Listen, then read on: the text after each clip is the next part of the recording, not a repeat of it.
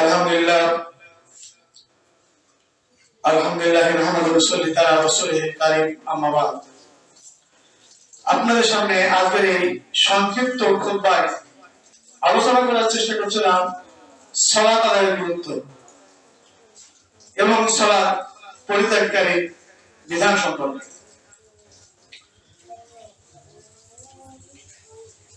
আসলে সালাত এমন একটা গুরুত্বপূর্ণ ইবাদত, যারা আমরা আল্লাহর প্রতি ঈমান এনেছি, যারা আমরা আল্লাহর কাছে আত্মসমর্পণ করেছি, আমরা নিজেদেরকে মুসলিম হিসাবে দাবি করি, তাদের সত্যি এটা বোঝা দরকার, এটা উপলব্ধি করা দরকার। আপনার আমার এই ইবাদত ছাড়া, এই ইবাদত করা ছাড়া মুক্তি পাওয়ার কোনো আশা নেই। আল্লাহ রাসূল সাল্লাল্লাহু আলাইহি ওয়াসাল্লাম বলছেন যে ফজর এবং ইশায় এই দুই ঠান্ডা, এই দুই ওয়াক্ত সালাতে যে হাজির হলো, সে মুনাফিকি থেকে বেঁচে গেল। আর মুনাফিকের জন্য সবচাইতে ভারী নামাজ হলো ফজরের সালাত আর ইশার সালাত। এখন আমি আপনি যদি যুক্তি দিয়ে বলি যে এই দুটো আমরা হাজির হব না, আমরা মুনাফিক হব না, তাহলে কি হবে?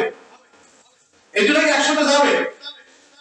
তাহলে রাসূলুল্লাহ সাল্লাল্লাহু আলাইহি ওয়াসাল্লাম যেটা বলেছেন এটাই সঠিক, যে আমরা যদি এই দুই ওয়াক্ত সালাত জামাতে হাজির না হয়, তাহলে আমাদের ভিতরে মুনাফিকি থেকে যাবে। এই মুনাফিকি থেকে বাঁচতে এই দুই ওয়াক্ত সালাত আমাদেরকে জামাতে হাজির হতে হবে। আবার অনেক লোকে বলেছেন, যেমন বলা হচ্ছে যে তোমরা বিশেষ করে মধ্যবর্তী সালাতকে সংরক্ষণ করো, অর্থাৎ আসরের সালাত। আবার অনেক লোকে বলছেন যে প্রত্যেক সালাতের আগে পিছে সালাত আছে, এজন্য প্রত্যেক সালাতে মধ্যবর্তী সালাত, কোন সালাতই বাদ দেওয়া যাবে না। দিনের রাতে মোট সালাতে 17টা ফরজ, একটা কমানো যাবে না, একটা বাড়ানো যাবে না। এজন্য অনেকেই ফতোয়া দিয়েছে, কেউ যদি 5 ওয়াক্ত নামাজের জায়গায় 4 ওয়াক্ত পড়ে, তাকে নামাজে ধরা যাবে না। কেউ যদি 5 ওয়াক্ত নামাজের জায়গায় 3 ওয়াক্ত 2 ওয়াক্ত, কেউ 1 ওয়াক্ত পড়লো আর 1 ওয়াক্ত পড়লো না, তাকে নামাজে ধরা যাবে না, যতক্ষণ না সে 5 ওয়াক্ত নামাজ পড়ে, এবং ওই নামাজ জামাতের সাথে পড়তে হবে। আল্লাহ রাসূল সাল্লাল্লাহু আলাইহি ওয়াসাল্লাম বলেছেন যে তোমরা জামাতের সাথে সালাত আদায় করো, কারণ জামাত থেকে মানুষ যখন ছুটে যায় তখন শয়তানের ওয়াসওয়াসা তাকে গ্রাস করে, তার সালাতটা যথাযথভাবে হয় না, তার সালাতের যে হকগুলো এগুলো যথাযথভাবে আদায় হয় না। এজন্যই আমি আজকে পবিত্র কোরআনের যে আয়াতটা তেলাওয়াত করেছিলাম 2 নম্বর সূরা বাকারা 43 নম্বর আয়াত, আল্লাহ সুবহানাহু ওয়া তাআলা বলেছেন যে আকিমুস সালাত ওয়া আতুজ যাকাত ওয়ারকাউ মা রাকিন, যে তোমরা সালাত প্রতিষ্ঠা করো, যাকাত প্রতিষ্ঠা করো, আর রুকুকারীদের সাথে রুকু করো। এটা কি? এজন্য সালাত জামাতে আদায় করা এটা বাধ্যতামূলক, এটা বাধ্যতামূলক। তবে ওজনের কারণে তার যদি সে না আসতে পারে, কোনো সমস্যা হয়, কোনো ওজন থাকে, সেক্ষেত্রে তাকে একাকী হলেও সালাত আদায় করতে হবে। সে যে পরিস্থিতি থাকে না কেন, তার যদি স্মৃতিশক্তি ঠিক থাকে, সে বলতে পারবে না যে আমি কাজের ভিতরে ছিলাম, আমি অনেক ঝুল ঝামেলা ছিলাম, আমি সফরে ছিলাম, এই মানে সে কোথায় সালাতের ব্যাপারে তার কোনো এক্সকিউজ চলবে না। কারণ সে যে অবস্থায় থাকুক তাকে সালাত আদায় করতে হবে। সে যদি সফরে থাকে, সে যেখানে গিয়ে থামবে সেখানে সালাত আদায় করবে, অথবা সে 2 ওয়াক্তের সালাত হয় আগে আদায় করবে অথবা পরে আদায় করবে।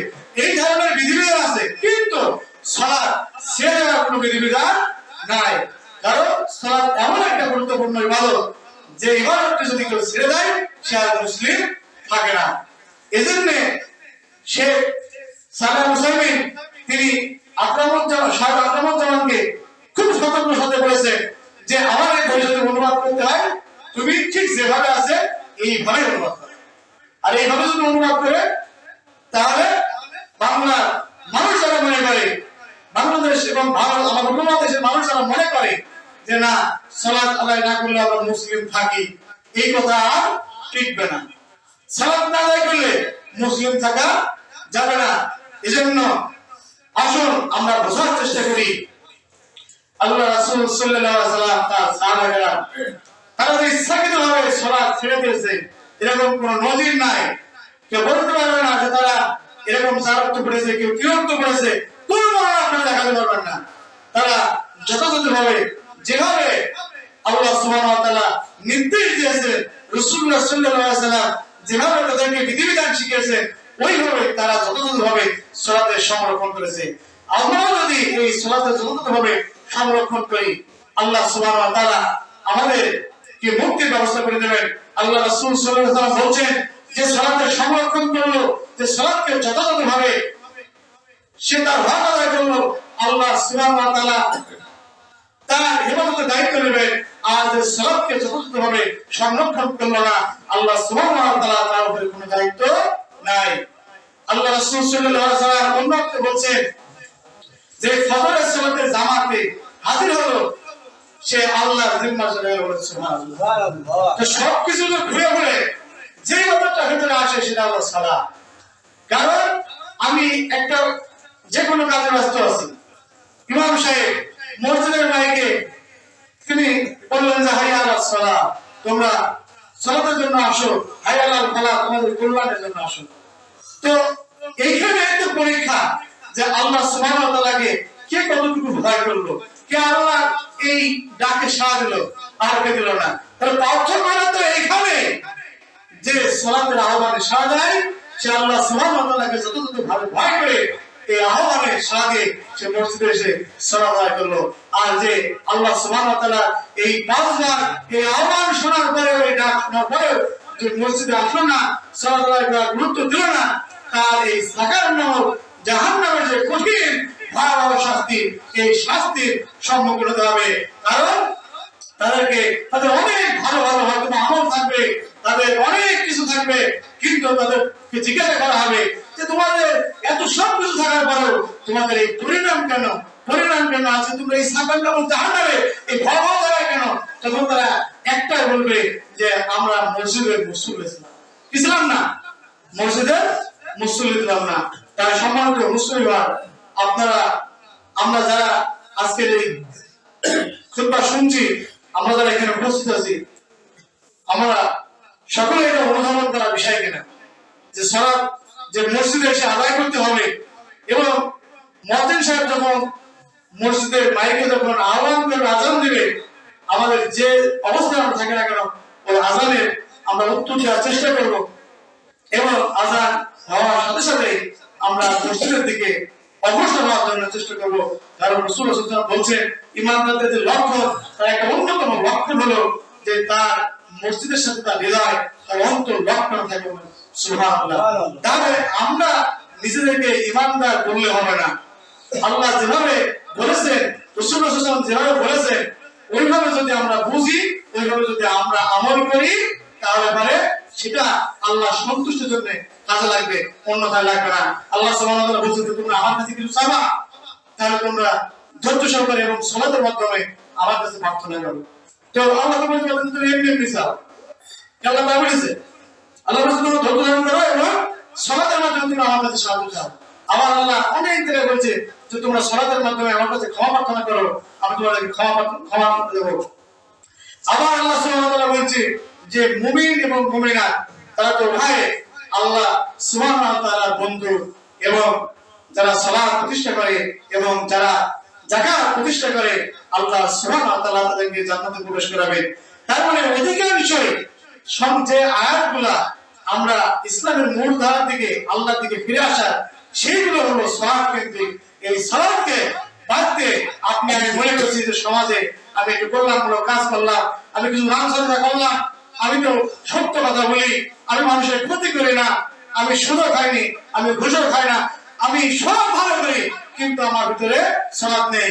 এই সালাত আপনার আমার কোনো, এই আমল আপনার আমার কোনো কাজে লাগবে না যদি আপনার আমার এই সালাত না থাকে। তাই সম্মানিত মুসলিমান, আমি আপনাদেরকে পরিশেষে বিনীত অনুরোধ করব যে আমরা এই বিষয়টা অনুধাবন করার চেষ্টা করি।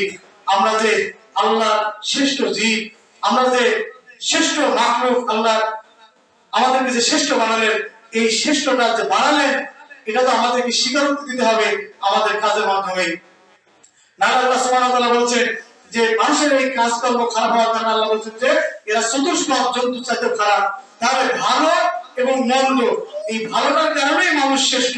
আর শ্রেষ্ঠত্ব আপনাকে আমাকে প্রমাণ করতে হবে আপনার আমার কাজের মাধ্যমে। এই কাজের মাধ্যমে আপনার আমার প্রমাণ করতে হবে যে আমরা আল্লাহ আমরা একনিষ্ঠ গোলাম, আমরা রাসূলের অনুসরণ করছি, আমরা সমাজে আমরা আল্লাহ সন্তুষ্টির জন্য ভালো কিছু করছি। এইটুকু আমাদেরকে মাথায় নিয়ে আল্লাহ সুবহানাহু ওয়া তাআলার সন্তুষ্টি অর্জন করে দুনিয়া থেকে আমাদেরকে বিদায় নেওয়ার চেষ্টা করতে হবে। আল্লাহ সুবহানাহু ওয়া তাআলা আমাদেরকে যেন সেই বুঝটুকু দান করে। সকলে বলে আল্লাহুম্মা আমিন। আল্লাহ সুবহানাহু ওয়া তাআলা, আমরা প্রত্যেকে দেশে বিনা মানুষ, আমরা কেউ ভুলে উঠে নাই। আল্লাহ, আমরা গুনাহ করতে ভালোবাসি, আল্লাহ তুমি ক্ষমা করতে ভালোবাসো।